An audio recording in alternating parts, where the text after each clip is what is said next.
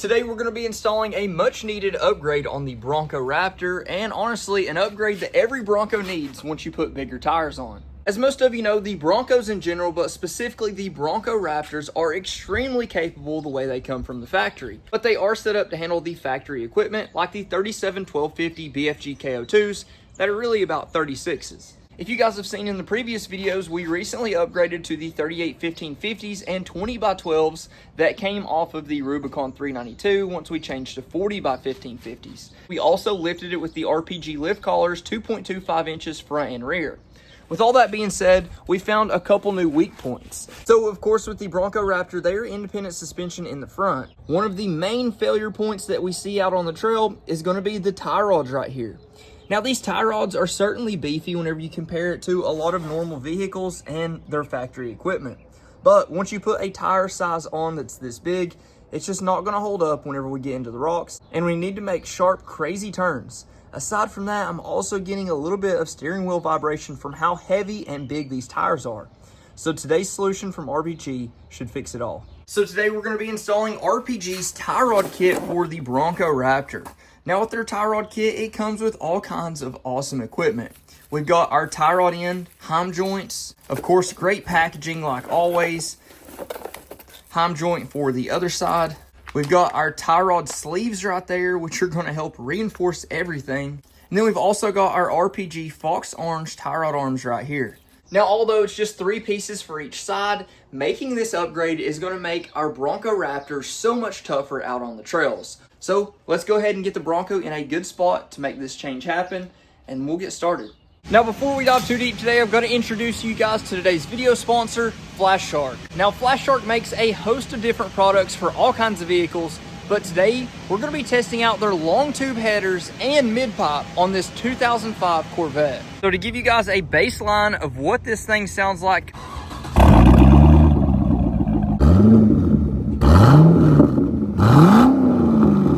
so once we open up the box here, you're going to see we have quite a few different things. These are going to be our long tube headers. Then we've got a piece of our mid-pipe. So this kit actually comes with long tube headers as well as the mid-pipe. And then we've got our X-pipe right here. And as you can see here, all the welds all the way through actually look pretty good all the way around. And then you can see inside here, all in all, for the price, I think you'd be hard-pressed to beat this kit with long tube headers and the X-pipe. Essentially, this is what the long tube header is going to be replacing. So we've got our short tube headers here, and then our catalytic converter and the rest of the downpipe. So this one piece is going to replace all of that to give us a fully unrestricted sound. Now these 4-to-1 long tube headers are a direct bolt-in, so no modifications are required for it. And they're made out of high quality T304 stainless steel. And they feature a TIG welded CNC machine flange. And now the exhaust is all installed, so let's go ahead and start it up.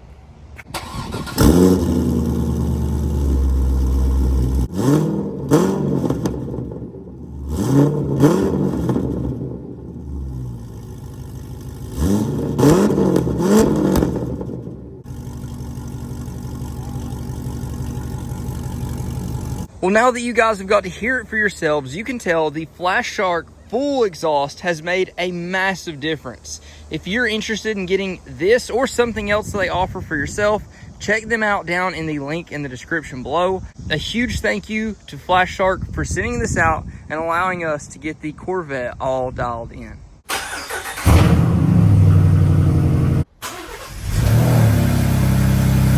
Now we've got this monstrosity all pulled in, and the way we're going to attack this is one side at a time. Now I've never installed this kit specifically, but it should be pretty straightforward. We're just basically replacing this outer tie rod part right here and adding a little bit of structure. But what I'm going to do, since we're not at the shop right now and we don't have an alignment rack, I'm going to have to drive this vehicle to the alignment rack after we put these on. So to ensure that we're going to be as close as possible, I'm going to measure from this boot, the end of this boot that should not move, and dead center of the joint right here is right at 14.5 inches. So whenever I reinstall it, I want the dead center to be 14.5 inches again. Now what I'm going to do first is loosen this up, then I'll take that off, and we should be good to go ahead and get this thing started. Now that we've got that off, we can see how easy this is going to come apart. Should be a 21 millimeter, and then a 10 millimeter on the bottom. Maybe we'll get lucky and the nut will come off just fine.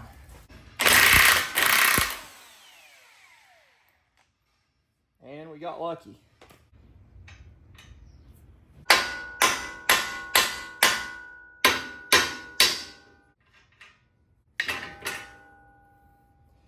Now we're going to unscrew this part.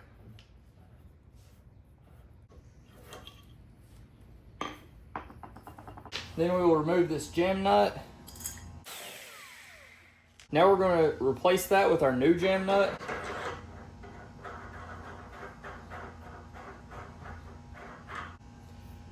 Then we will screw this on. Then once we put in our heim joint tie rod in right here, we should be good to go.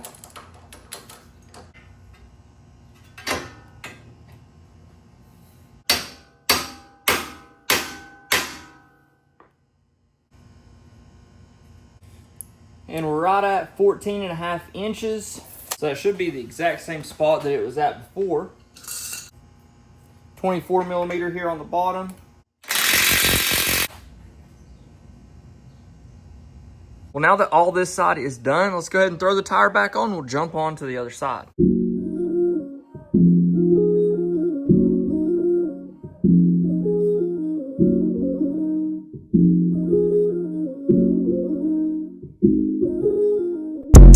Now we've got both sides all finished up, and I've got to say they do look awesome. Way more beefy than the factory tie rods, but to be 100% fair, I think this is going to help us out on the road just as much as it will off-road. These heavy tires have really been vibrating the steering a ton, and I think this will help stiffen everything up. So what we're going to do right now is drive it down the road, see if our eyeball alignment is on, at least enough to drive it, and we'll also test out to see if we can tell any noticeable difference on the road. Now, believe it or not, my steering wheel was off a little bit whenever we did my previous alignment from putting the lift kit on. And I honestly think that the steering wheel is straight now. We might have got lucky on that. Now, just going over these initial bumps and stuff at first, I don't know if it's in my head, but I feel like I can tell there's a little difference.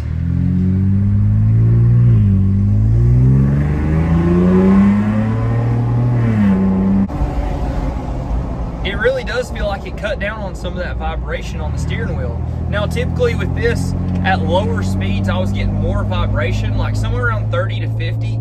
I was getting a substantial amount of vibration in the steering wheel.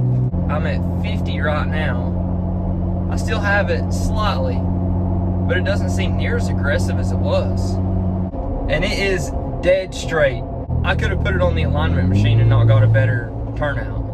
It's so hard to believe how big of a difference these actually make. I did not think they were going to make near as much of a difference on road. I was really just focused on the amount of confidence I'd be able to have off-road with this upgraded outer tie rod, simply because whenever you put this big of a tire on the factory tie rods on Raptors, they break. It's literally that simple. Whenever you take them off-road, they break with bigger tires. So addressing this was something I was going to have to do at some point. I had looked at some other options as well. A lot of them were just like bolt-on braces, and it just didn't seem like it would offer enough support to really make that much of a difference.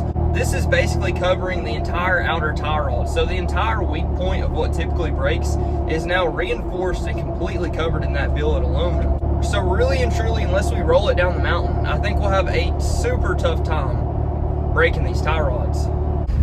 Now we're going to test this tiny off-road section.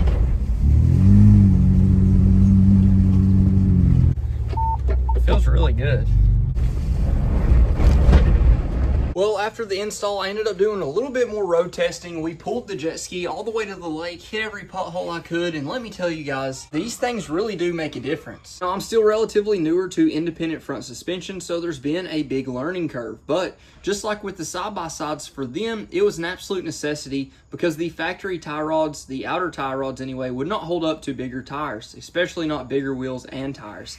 So it's pretty much the same thing for the independent suspension on the Bronco Raptor, but what surprised me the most is how much it changed the driving characteristics. Whenever I hit a massive bump or pothole on the road, it literally made this thing feel uncontrollable. I did not know how big of a difference that the tie rods would actually make. Now, the install was relatively simple. You guys saw everything we went through. Once I figured out the first side, the second side was done in literally less than 10 minutes. So you can't beat the ease of that.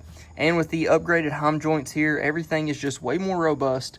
And not only that, it looks way cooler. But after having some first-hand experience with these, I truly believe if you have aftermarket wheels and tires on any form of independent suspension, especially a Bronco or Bronco Raptor, you need these. It makes such a big difference. The Bronco Raptor was almost undrivable, which is pretty crazy to say. I thought I was going to have to lower it back down, put on a factory-style wheel and tire to make it drive good again, but this has fixed it all. A huge thank you to RPG for sending out these awesome products for us to test out and install. If you guys want to see more RPG products, list them down in the comments below. If you haven't already, please like, comment, subscribe. Let me know what you think. Let me know what you want to see next. But until then, Godspeed.